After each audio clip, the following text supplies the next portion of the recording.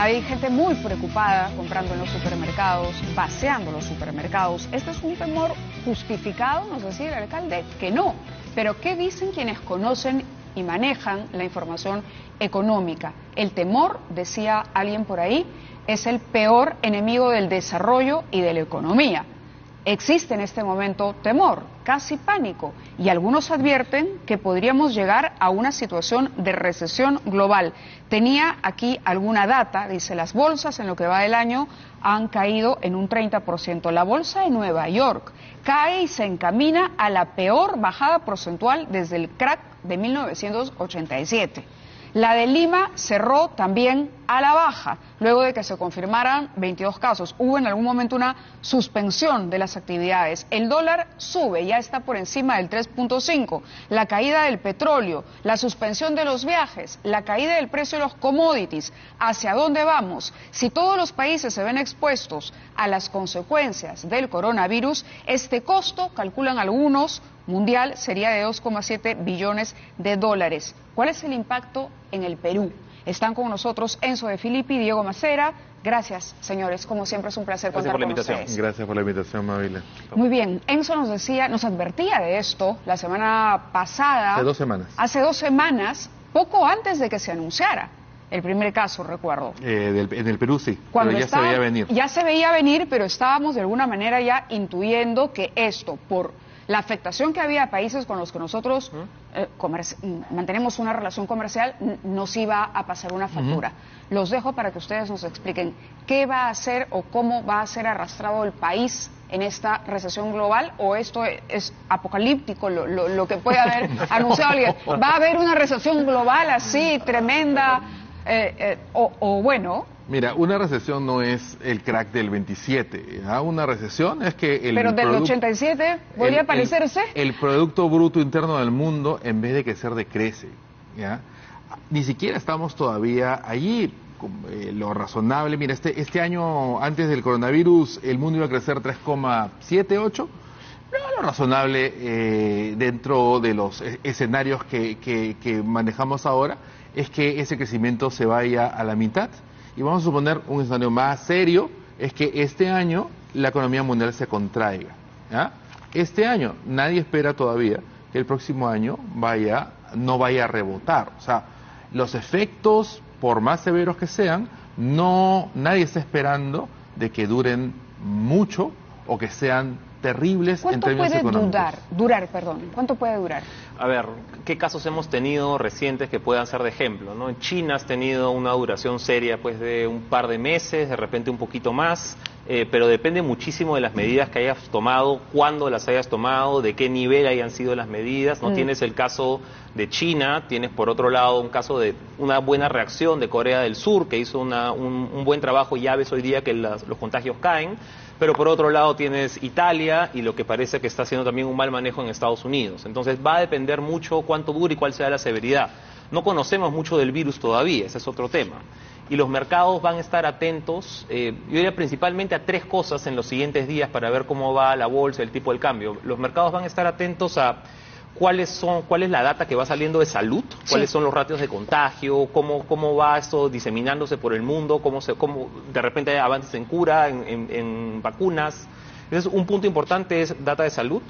El otro punto importante va a ser cuál es la confianza que tengan los mercados sobre las medidas del gobierno, ¿no? Los gobiernos tienen que tomar medidas para restringir movilidad, ¿no? Para evitar aglomeraciones de gente, medidas de sanidad, y tienen que tomar medidas también en el campo que estén alineados en esta lucha mundial contra esta pandemia, y tienen que tomar también medidas en el campo económico, ¿no? Que es lo que ha salido el MEF a decir, ¿no? En inversión pública ha habido cierta reacción del Ministerio de Economía también, que es parte de lo que se espera, y parte del BCR también. Y a lo tercero que van a estar atentos los mercados es ya a data propiamente de las empresas, ¿no? Ya data, por ejemplo, cómo se están cortando las cadenas de valor. Esa parte es importantísima, ¿no? Mucho se fabrica en China. China pues es la fábrica global desde hace 10 años. Sí. Te falta un componente para hacer el carro, porque está hecho en China y simplemente no hay carro.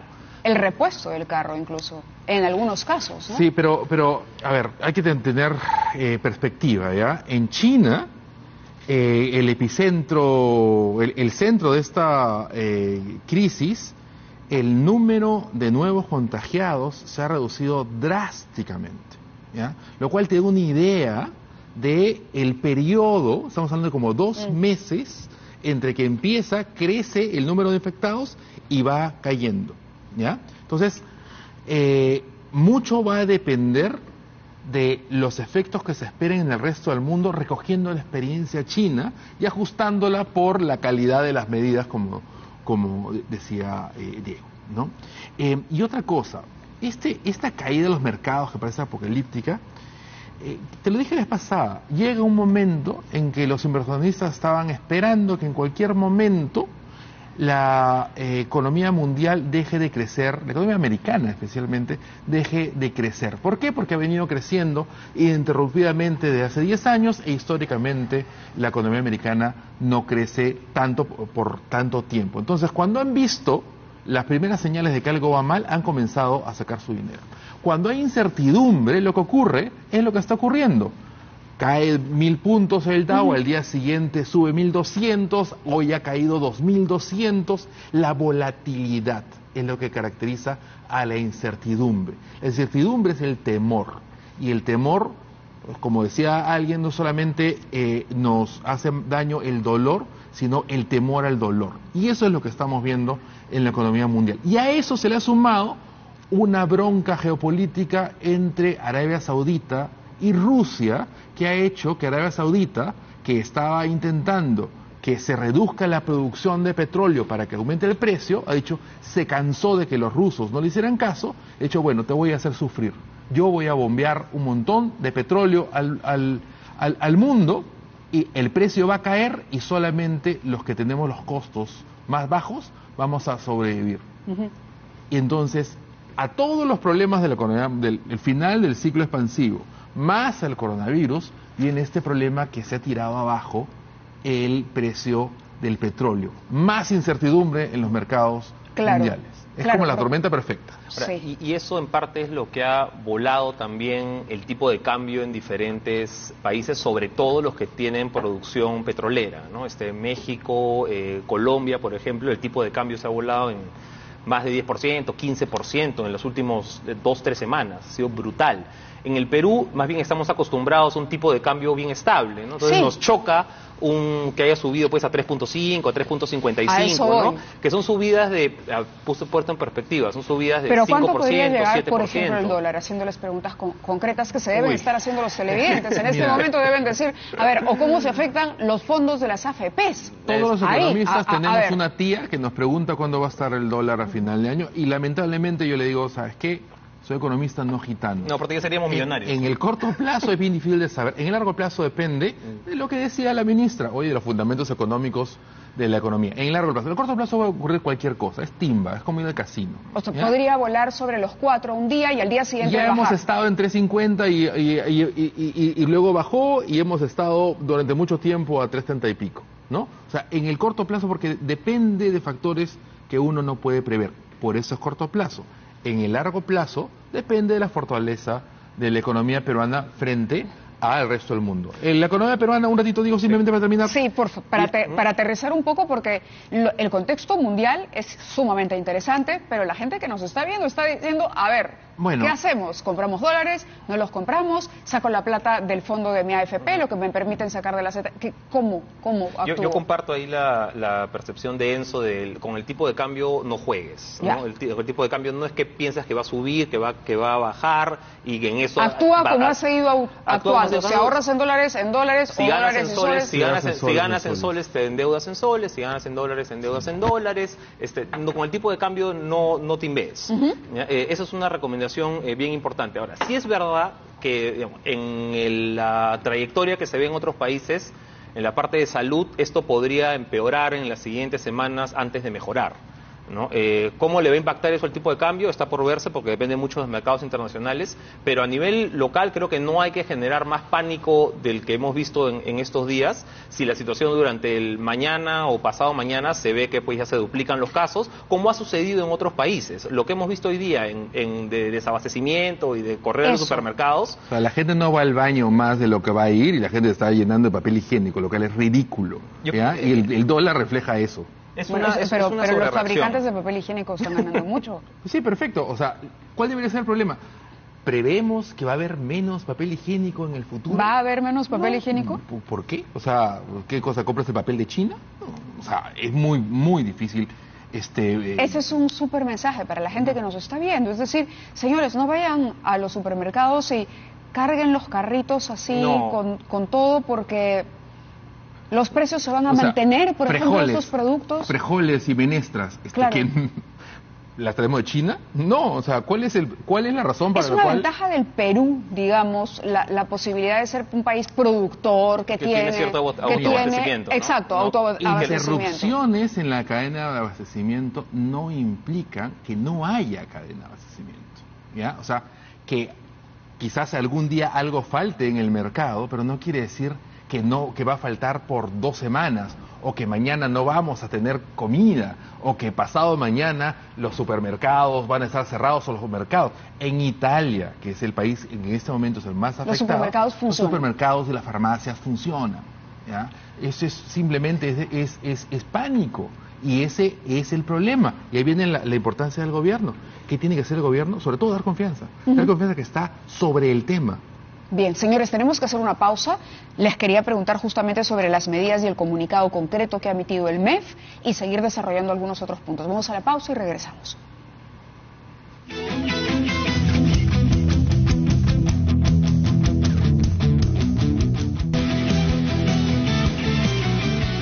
Nuevo seguro Hogar Flex Digital. Sé feliz. Pacífico.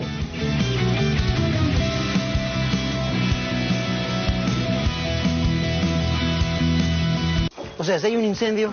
Incendio, inundación, terremoto, hasta si le cae un avión, la casa y todo lo que hay dentro está asegurado.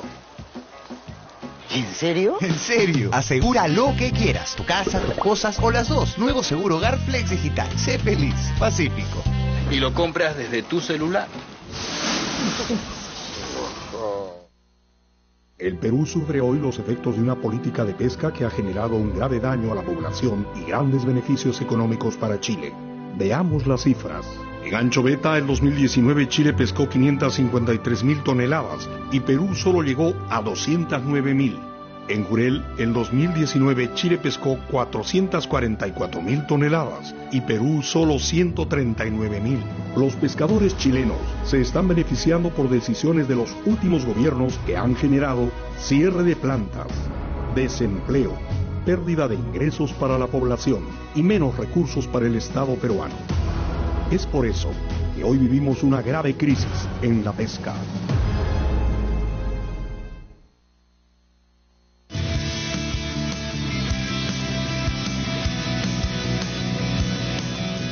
Muy bien, continuamos con esta mesa y bueno, la Comisión Multisectorial de Alto Nivel contra el Coronavirus acaba de acordar que se suspende la llegada de vuelos procedentes de Europa y Asia.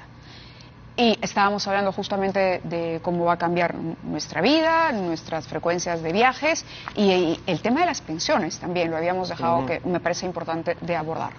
Mira, en el tema de pensiones yo suelo no tratar de ver pues el desempeño de una semana o de un mes, ni siquiera de un año, ¿no? Las pensiones son inversiones que maduran, que son por naturaleza de largo plazo. ¿Nuestros pagos en la AFP, en la ONP? No, a menos que, o sea, quizá la excepción sería una persona pues que está muy cerca de su momento de jubilación y que tenía pensado pues, sacar su 95.5 y era la próxima semana y tenía todo en el fondo 2 o 3, de repente a esa persona sí le puede fregar. Pero a las personas, a la gran mayoría de personas que están en el sistema de AFP, esto es una bajada, una corrección del mercado, como lo que estaba hablando ahorita Enzo, y que en un periodo pues de 20 años más la vas a ver como un hipito chiquito y que no contó mucho. Entonces yo no me preocuparía por el tema de las AFPs por algo que sucede en un par de semanas o ni siquiera en un par de meses. El tema del turismo, de que dependemos mucho. Mira, hay ciertos sectores... Podríamos llegar... ¿Cuánto pesaría en el crecimiento de este año, por ejemplo? El sector turismo no es tan grande como porcentaje del PBI. ¿Ya? Mira, ¿qué sectores se van a ver necesariamente afectados? Los relacionados con viajes y con eventos. ¿Ya? Eso quiere decir aerolíneas, hoteles, empresas de eventos, de catering, centros de conferencias. Esos son los que se van a ver afectados. Yo imagino que en el próximo par de meses. ¿Cuánto tiempo puede durar esto? Lo que el consenso de expertos está viendo con las cifras de ahora es que muy probablemente para el segundo semestre de este año la economía mundial esté en proceso de recuperación hacia el nivel de actividad que tenía antes. En el caso de China está terminando. China debería ya estar todo su parque industrial estar operativa. Los expertos estiman a la mitad del segundo trimestre, es decir, hacia junio ya debería estar todo como antes. Como ¿no? antes. De hecho, lo que pasa es que en China lo que tenías es que sus fábricas estaban en muchas provincias y la emergencia las afectaba. Ahora solamente está afectando en la provincia de Hubei. Entonces, en el resto de provincias chinas, las fábricas ya están regresando a operar. Por lo tanto, es muy probable que en unas semanas ya estén a 100%. Y de hecho lo que has tenido ahí es un nuevo incremento en los índices de contaminación que se habían bajado, ¿no? Una parte de las mediciones que tienes para ver la producción china es cuánto contamina, con imágenes de satélite. Claro. Y lo que tienes es que la última semana y media, 2 semanas, ya están regresando al 80%, 90% de porque las fábricas de ya están trabajando. Porque las fábricas regresan al trabajo. Ahora, yo sí quisiera ahondar un poco en el punto de Enzo respecto a los sectores, porque dependiendo de cómo avance esto, podría ser también que no solamente eventos, sino también ya ves en bares, restaurantes, ya ves en cines, ya ves en malls, ¿no? Hay una medida anunciada, por ejemplo, que tiene que ver con la extensión de la presentación de la declaración de impuestos. Sí, declaración jurada. ¿No es cierto? El gobierno decidió dar una prórroga para entregar la declaración jurada de impuesto a la renta para micros, pequeñas y medianas empresas cuyas economías se verán afectadas, su liquidez, digamos, por esto. Sí, ¿Esto pero vale? ¿Ayudará? Estás presentando ¿O es populista? la declaración jurada de lo que ocurrió el año pasado, ¿no? Una cosa es presentarla, bueno, pero otra tienes cosa que es pagarla, ese es el tema. Pero lo que pasa es que tú puedes presentarla y pagarla después. Entonces... o sea, el presentarla, puedes presentarla, no hay ninguna razón para cual no la presentes en la fecha que tienes que presentar. El pago es diferente. Arancel cero para la importación de medicamentos e insumos médicos. Mira, todo lo que ayude a atender la emergencia es bienvenido y además que la gente lo sienta. O sea, mira el comunicado que has leído, parece escrito para economistas. O sea, la gente, fortalezas macroeconómicas o déficit fiscal no le dice nada. Lo que la gente tiene que entender, y eso es la labor del gobierno, es que el gobierno está encargando de lidiar con el problema y que estas medidas, aunque pueden fastidiarnos a todos, son necesarias para que a cada unos meses estemos nuevamente creciendo. Muy bien, que tengo que terminar porque tengo alguna información que compartir con el público. Quería recomendarles una columna, Legislando Martillazos, de Diego Macera, que habla de otros temas, de la relación que pronto se establecerá entre el Ejecutivo y el Legislativo, y hacer una pregunta a Enzo de Filipe en su calidad de ex viceministro. Este tema del gasoducto, ¿cómo lo ha recibido? ¿Qué opinión? Yo entré al gobierno cuando esto ya se había dado, ¿no? Entonces, ¿pero qué impresión tiene de los ministros o de las implicancias? ¿Cree que hubo aquí algún...? Mira, sobre eso sé lo que sabe cualquiera. Lo que sí te puedo decir es que Miguel Castilla es una persona que es un hombre honesto y que creo que el que le estén pidiendo prisión preventiva es a todas luces una exageración de este nuevo humor que tiene el Perú, de no importa matar a 10 personas si uno es terruco, ¿no? Entonces no importa que gente honesta pierda el trabajo y le valores la carrera, porque si es que de allí hay un culpable que vaya a la cárcel. Me parece terrible y me parece que eso es lo contrario a ser patria. De acuerdo, les agradezco a ambos. Ojalá no sea la última vez que podamos compartir así una mesa con los dos. Muy bien, gracias. Buenas noches. Muy bien, en los últimos minutos yo los aprovecho para cumplir con lo ofrecido. Aquí tenemos, en primer lugar, que hay otro protagonista, el exministro Eleodoro Mayorga. Contra él también se ha pedido prisión preventiva.